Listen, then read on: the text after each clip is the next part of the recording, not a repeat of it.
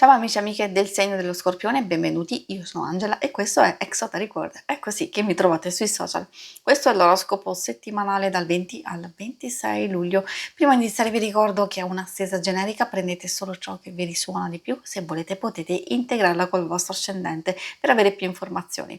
In descrizione trovate le recensioni dei mazzi usati, i link per acquistarli e i link alle playlist per conoscere il significato delle carte della Sibilla Lenormand e della Sibilla italiana.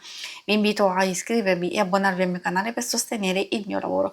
Vi ringrazio moltissimo se lo farete o lo avete già fatto. Adesso partiamo con la lettura. Innanzitutto andiamo a vedere le energie principali, poi i segni zodiacali da attenzionare e vedremo l'ambito amore, il lavoro e le finanze.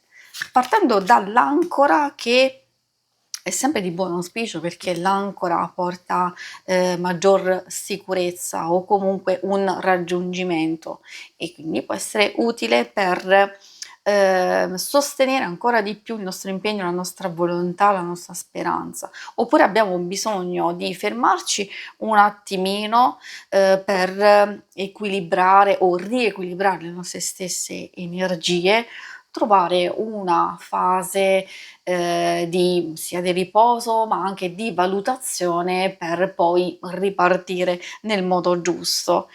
Quello che si può fare assolutamente è anche cercare di occuparci delle cose più importanti. Abbiamo il cuore fa riferimento alle relazioni, all'amicizia, alla riconciliazione, all'intesa, al prenderci cura di noi stessi, di qualcuno nello specifico o anche di una situazione, di un progetto o un'idea. A proposito di questo, magari è proprio un qualcosa che ci coinvolge, una passione, un'idea in genere che merita magari la nostra maggior cura e attenzione e quindi la possibilità di avere gioia e soddisfazione. C'è gran fermento anche e soprattutto dal punto di vista delle comunicazioni, di qualcosa che giunge a noi.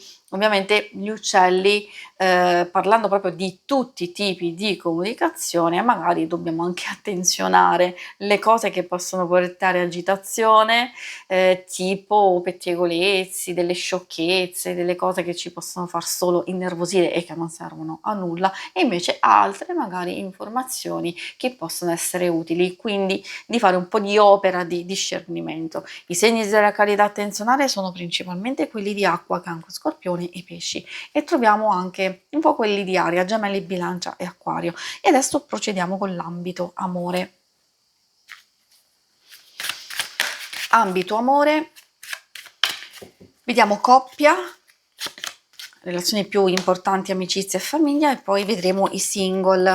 La rosa di Natale è già positiva come aspetto, sia anche il croco, perché parlando di cura, di attenzione, di dedizione e anche di condivisione di idee, di progetti, forse è anche il momento giusto per pianificare o donarsi sinceramente affetto e attenzione, e magari finalmente c'è qualche opportunità da cogliere. È bello anche il Giacinto perché porta una bella energia sia di desiderio e anche di sorprese, quindi si può raggiungere una buona fase di equilibrio del vostro rapporto, ma anche un qualcosa in più, quindi che va a infondere maggior sicurezza e quindi dicevo maggior gioia.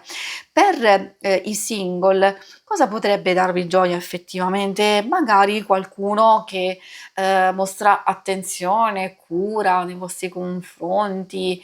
Non dico che ci può essere magari una vera e propria dichiarazione, però alcune carte possono fare riferimento a questo oppure a quel famoso gioco seduttivo di comunicazioni, messaggini, anche se si ha la possibilità di incontrarsi, gioco di sguardi, di parole, di cose, quindi sapete benissimo che cosa può rappresentare questo gioco, e magari può essere l'inizio o è l'inizio di effettivamente di un qualcosa, oppure magari è la ripresa di una relazione, perché effettivamente alcune cose possono anche riferirsi a questioni pregresse, a questioni che sono già in corso da un po' di tempo, però c'è ancora quella fase di gioco e di sperimentazione. E adesso procediamo con l'altro ambito delle questioni più pratiche e del lavoro e anche delle finanze. Perché no, mettiamoci anche se avete dei progetti e delle idee. Troviamo il dottore. Ecco, questa fa riferimento, al di là del nome, sì è vero, possiamo avere a che fare proprio con una persona di fiducia, una persona capace, può essere sia di riferimento ma anche un professionista che abbiamo bisogno in questo periodo. Cioè se state valutando magari di prendere appuntamenti, di verificare qualcosa, di attenzionare le questioni nello specifico che hanno a che fare il denaro, il lavoro stesso, le finanze, eccetera, eccetera, quindi ce ne sono tantissime, anche di questioni legali, burocratiche in corso. Qui le cose possono procedere per il meglio, almeno una parte, visto che c'è la carta della fortuna, quindi indica subito un cambiamento fortuito, una soluzione a un problema. Alcune cose invece meritano un po' più di tempo e un po' più di impegno, come abbiamo visto, per sia consolidare dei risultati, ma sia per portare pian pianino alcune cose alla completa risoluzione. Sappiamo bene che alcune richiedono veramente tanto tempo, tanta pazienza, non dipendono totalmente da noi, però da quello che si vede magari si può cogliere un'opportunità, un consiglio, un qualcosa che salta fuori che potrebbe essere molto utile. Come vi dicevo, questo vale per tutti, quindi magari per il lavoro, se avete qualche idea, qualche progetto, se ci sono delle incombenze, delle situazioni che devono essere risolte, quindi anche per quelle un po' più difficili e pesanti, e soprattutto per chi è alla ricerca magari può saltar fuori un qualcosa che deve essere attenzionato come comunicazione, come proposta, perché magari ci sono al momento alcune cose che non ancora fanno al caso vostro o non vi soddisfano pienamente.